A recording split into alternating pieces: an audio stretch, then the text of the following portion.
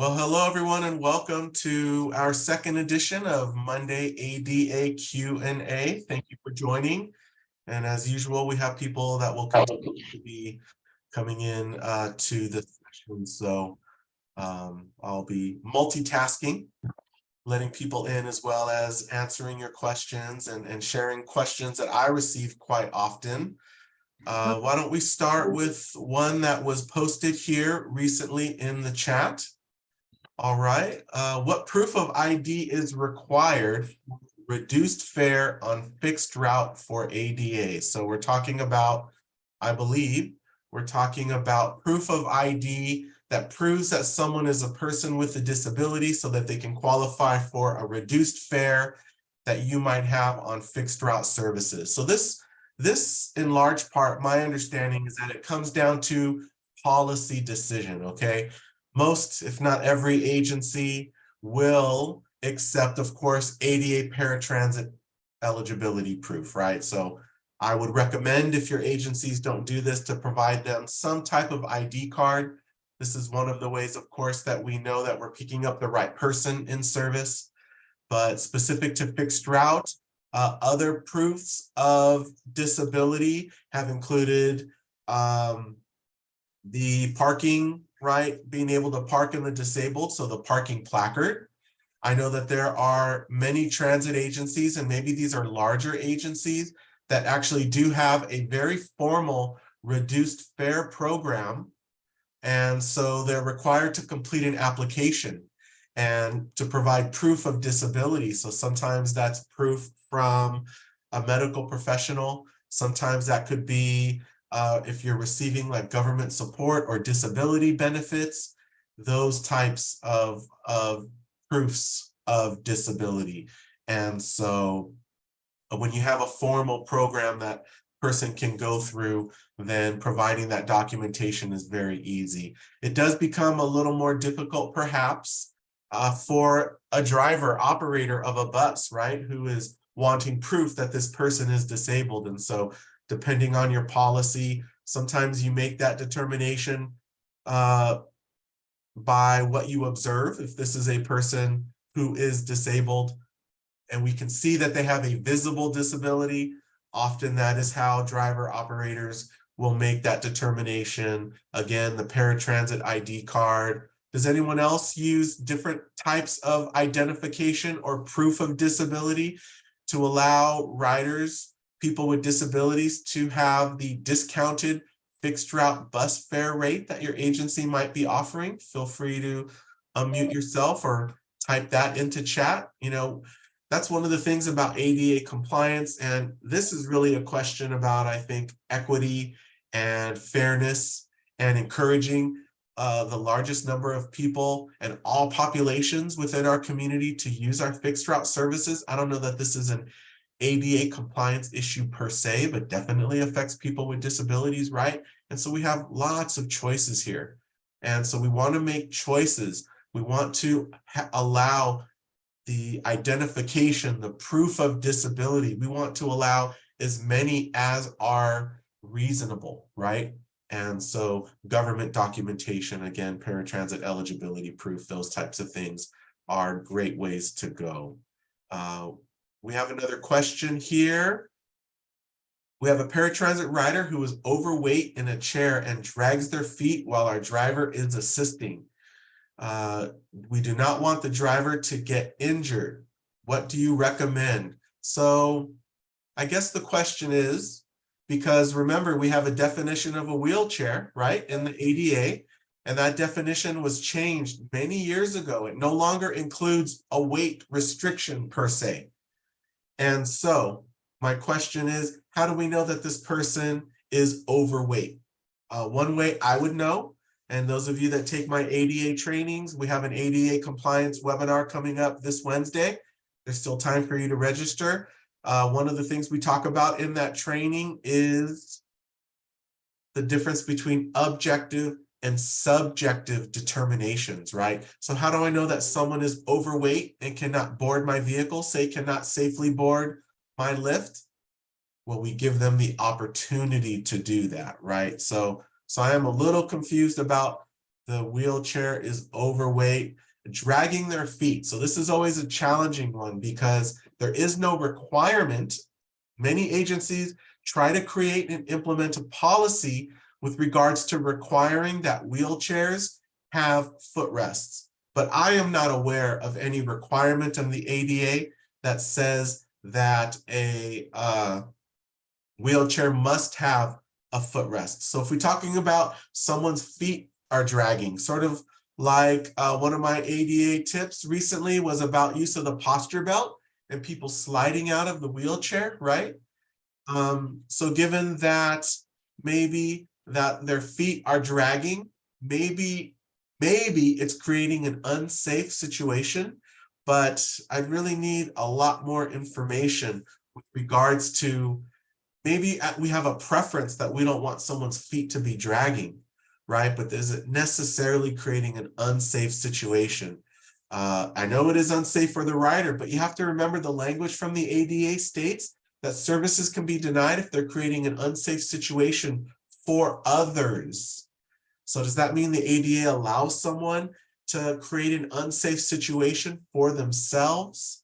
Another one of these gray areas, right? So we don't want the driver to get injured. So if the rider and their wheelchair is so heavy that the driver cannot safely push the individual and they have made a reasonable attempt and we've documented this attempt, well then yes, I would say that we are moving into the area of an unsafe situation, a seriously disruptive situation, right? And of course, we don't want our drivers, our operators to be injured on the job, right? We don't want them to be providing assistance to someone and getting injured. And so we just have to make sure. One of the other things we talk about in my webinars, of course, is the process of documenting these decisions.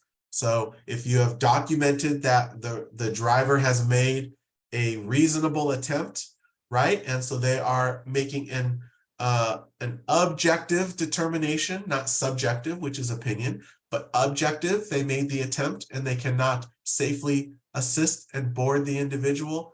All of that needs to be documented and pull the video and pull the audio and all of the rest of that. And we still need to deal with that rider, right? And so what does that mean? You know, dealing with the rider. Well, if we're picking them up in the community, are we going to leave them stranded? Most agencies have a formal or even an informal no strand policy, right? So we have to figure out what we're going to do. And in fixed route service, maybe that's we send out a road supervisor. If it's paratransit, right, maybe we send another vehicle that maybe can accommodate them, or another driver, maybe that has a little more strength, but we still need to deal with the fact that we can't. Well, now this leads to, are we going to provide an accommodation if we have some drivers that can assist and other drivers that cannot? Are we going to send those particular drivers that can? So you see the rabbit hole we're falling into, right? So every agency decides whether you provide accommodations or not, and to whom. I only recommend, if you're going to provide accommodations, that you do it consistently.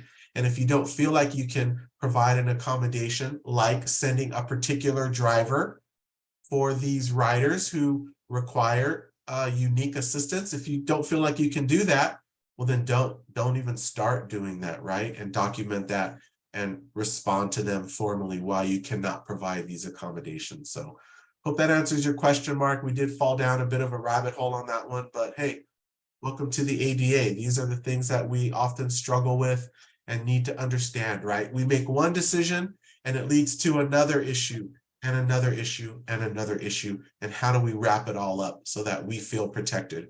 Our agency is protected, right? You're very welcome, Mark. Another question, or maybe it was a response to the proof of disability question. Our transit company allows veterans identification with service-connected card, Medicare, not Medicaid cards. So we have a couple more examples there of a policy. So thank you so much for sharing that, Aaron. We have another question here from Cheryl. We have a rider that refuses to set his chair up to at least a 45-degree angle. What should I recommend that so that he does not violate the ADA? Have a rider that refuses to set his chair up at least, I'm not exactly sure what you mean by that, Cheryl. Are we talking about the 45-degree angle for securing so we can get the straps at 45 degrees? That is something that I train in my advanced wheelchair securement course. It's not always possible, but we do our very best there, of course. He lays his chair really far back. Okay.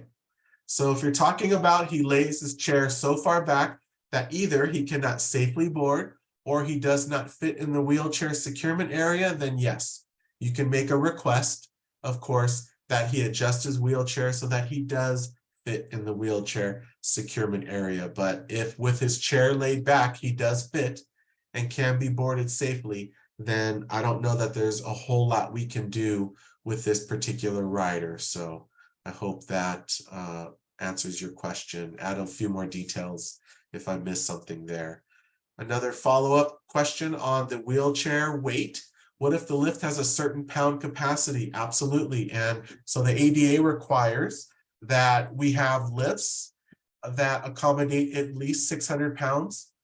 But it doesn't mean that just because we know somehow that someone's wheelchair and the rider weighs 700 pounds, we don't automatically deny, right? We make the attempt every time. So if we made the attempt on our lift and the lift struggles and is making noises, I've seen vehicles start to lean, we shut it down.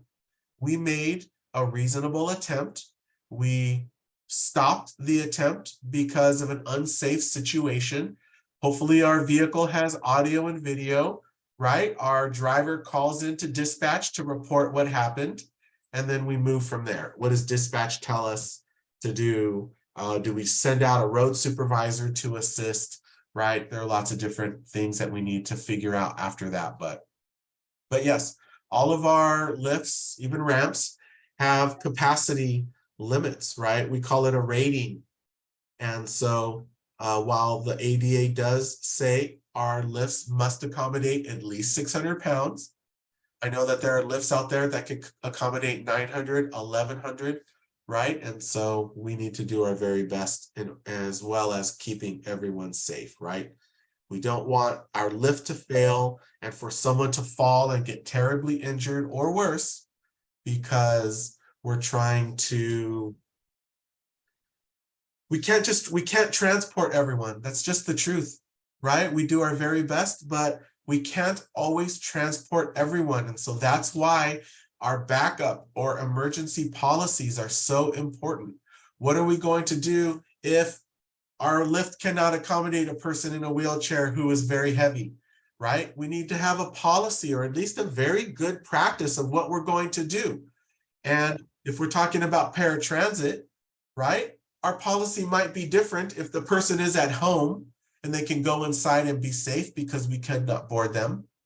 And if the person is out in the community and for whatever reason, now we cannot safely board them, right? So we need to consider these situations, these scenarios. And that's really one of the reasons why, especially in my trainings, my webinars, we spend a lot of time on real world examples, just like all of our time today, right? We're talking about your real world challenges. And so I want to talk about them here, right? Let's learn about what other agencies are doing. Let me share what I've done when I work for agencies or how I've helped other agencies deal with these issues or my interpretation, right? My thoughts on the ADA. And so when you are faced with something, you're not trying to figure out, oh my God, what do we do here? We've never been challenged with this issue. Well, maybe you'll hear something during these webinars that will be very helpful to you, right? So that's what I'm really hoping for. Feel free to type in or unmute yourself. Any other real world questions? Here's one that came up recently that I thought was fascinating. This is an ADA paratransit. Okay, I guess it could be in any demand responsive environment. A paratransit rider asked to be picked up in front of their apartment building in the service area, obviously, and dropped off in front of the apartment community center, which is a different building, but the same property. I would love to hear some of your thoughts. Have you dealt with this type of issue? And if so, what did you do, or what would you recommend, or what is your interpretation? What are your thoughts based on what the ADA tells us with regards to origin and destination, right? Anyone want to chime in on this one?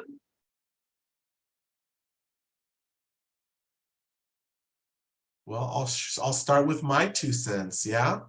Well, of course, we are origin to destination in ADA paratransit, right? And so we have a comment here. I would say transport. Yeah, I mean, we pick up and drop off at addresses. And so if I'm picking someone up at 19433 Main Street, Building 4, and they want to be dropped off at 19433 Main Street, Building 7, I think that we have 2 different addresses, don't we?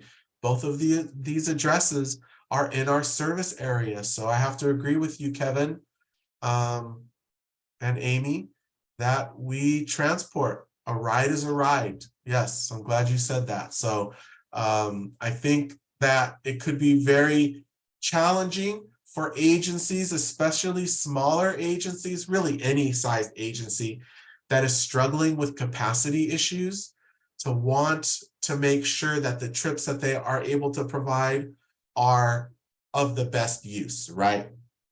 But we have to remember in ADA paratransit specifically, that comparability with fixed route.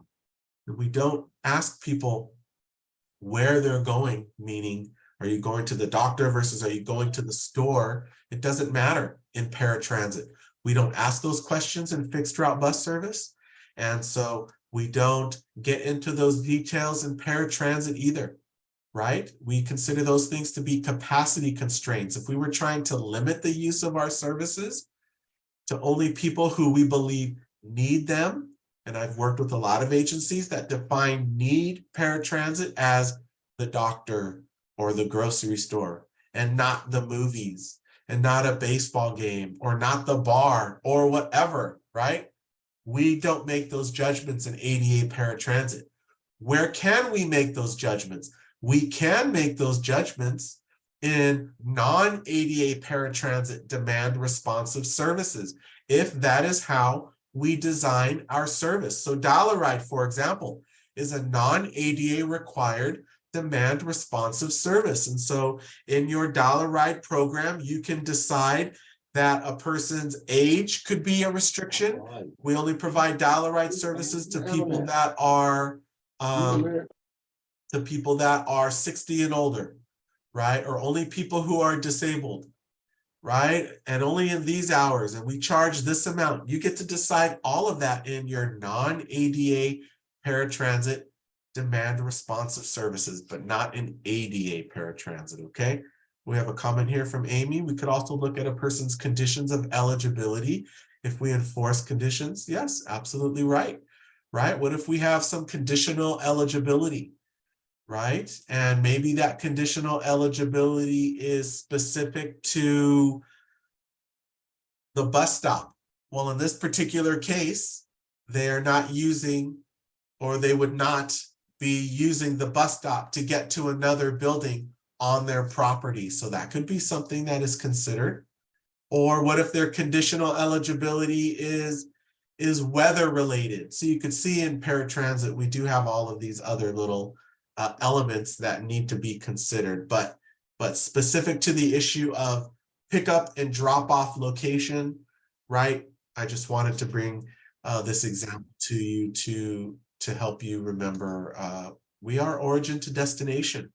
We are address to address. And as long as those addresses are in our service area, I find it very challenging to say to an agency, yes, deny that kind of request, a request of a pickup from maybe one building on the facility to another. I mean, we could see this kind of request at a hospital, right?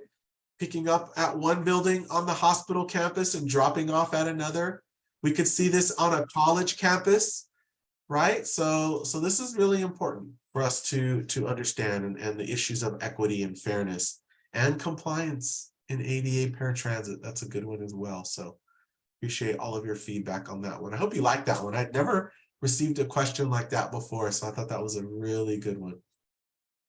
Here is an ADA related question for fixed route bus service. All right. And this one recently came up as well. I spent a bit of time on the phone helping an agency understand the process of having to deal with this. But a rider with a disability, person with a disability, has defecated multiple times on the bus, and the agency wants to deny services but are worried about discriminating. Anyone's thoughts on that? I know most of you are like, no brainer, deny service, right? But what often is not a no brainer is the process that we follow. And right, it's easy. Oh yes, they're defecating, they're urinating on the vehicle. It's happened twice. We need to deny service. That's sort of the easy part, isn't it? The hard part is, well, how do we go about denying services? We talk about in Wednesday's webinar, we'll talk a lot about the process of denying services, the importance of documentation. Yes, Desta, right? We document it, so hopefully we have it on audio and video. We have miscellaneous reports, whatever you call it, from the drivers and maybe from the road supervisor that has been out to deal with past incidents. We are speaking with, hopefully the rider to help them understand that this type of practice, although it may be out of their control, I know, is something that can and is now going to lead to services being denied. We need to provide them written documentation, right? I mean, the truth is, when we are developing our process for handling an issue like this, we want it to be formally documented and shared with our riders so that they know what to expect, right? A lot of agencies that I work with are faced with issues like this, and then they sort of come to the conclusion that, okay, we're going to deny service, and then they start making up policies and practices on the spot to deal with it. And I want to discourage you from doing that, right? So you have a code of conduct policy. I'm sure all, if not most of your agencies have a formal code of conduct that says that services will be denied for violence, for this, for that. I encourage you to also have a version of your code of conduct in your ADA related policies as well, that riders with disabilities may be denied under certain circumstances, as is allowed by the ADA, blah, blah, blah, blah, blah, right? And now we have something to work with. And so the warning, right? Are we a 3 strikes and you're out agency? A lot of agencies are. So, it happens once, there's a verbal warning. We should document it, right? It happens twice. Perhaps it's a written warning. I know it's a lot more difficult in fixed route because we don't have their contact information necessarily, but we do the best we can.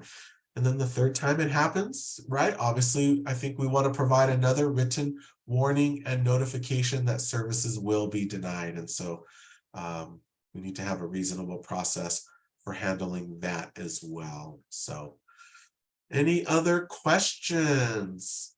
Question here. What is our responsibility when a passenger's wheelchair breaks on board the bus? Great question. I'd love to give first opportunity to anyone on this webinar who might like to share a process that you follow that you feel might be a best practice or something that has worked for you. Anyone want to chime in first? It's a little too early in the morning for some of you, huh? It is Monday morning, I know. All right. We will still get the customer to the destination is one response, yes. But the challenge is, of course, maybe how to get them off of the vehicle, right? So once they're on the vehicle, I think we have a responsibility to provide the service. However, that could change. You could have a policy that says we will transport someone home, perhaps if their wheelchair is broken, but we will not transport someone in a broken wheelchair away from their home, because now they're going to be stuck in the community. And are we going to have to figure out how to transport them back home again? And now that could be very challenging for us, right? If it's an electric wheelchair, it can typically be placed into manual mode. Yes, wheelchairs, and this is something that I cover in my advanced wheelchair securement webinar. We can put power wheelchairs and scooters into what we call free wheel mode. So if we talk about a wheelchair braking, I think maybe we're talking about one example is the battery died. So if the battery died, we can put power wheelchairs and scooters into free wheel mode, and then we can push them just like a manual wheelchair. And I think that's best case scenario, right? We can handle a situation like that. But we do need to train our operators, our drivers, on how to do that successfully. We have a comment here. ADA paratransit service with an improved client wants to pick up her child and bring them home from a piano lesson. Oh, we talked about this in our last webinar. This is a great issue. Our contracted provider wants to refuse the client's trip, or if they did it, they would want to disembark the client, even though their child could easily walk right onto the bus. So this is paratransit service. So happy to address this again, because this is a very important issue, right? Would we ask, and this is the determination that many of us came to in our last webinar, would we ask about where a person is going, if a parent is picking up a child from school or not, if they were using fixed route bus service? And the answer is no, we would never do that on fixed route bus. And again, remember the equivalency requirement, right?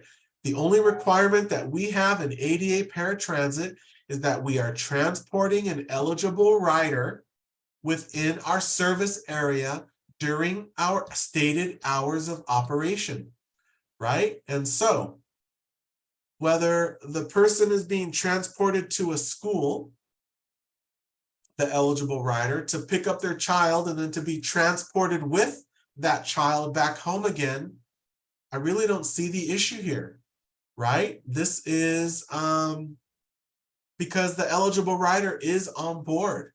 So I do see this as a practice of some agencies wanting to discourage the use of services. And that is a form of discrimination. So we have to be really careful with that one, Kyle. I hope that answers your question. Now, these are two separate trips, okay? This does need to happen. The parent needs to schedule their trip to the school, exit the vehicle technically, right? I think they do need to exit the vehicle because there's a return trip scheduled. Now, if that person was able to schedule that return trip literally within the 2, 3, 5 minutes of arrival at the school, well, then I guess they've met the standard and services need to be provided. So I hope that answers your question. Transport, right? As long as the eligible rider, the parent, is on the vehicle, I think we're good to go there. Yeah. There was a comment here by Kevin, I think follow up on the wheelchair question previously. Hopefully the break wasn't caused by an inefficient securement. Oh yes, I mean, sometimes we do break people's wheelchairs, scooters, because maybe we didn't do a great job with securement. But I haven't seen that happen too often, but it can happen definitely. And I'm glad my feedback helped answer your question there, Kyle. Very important, right? That we are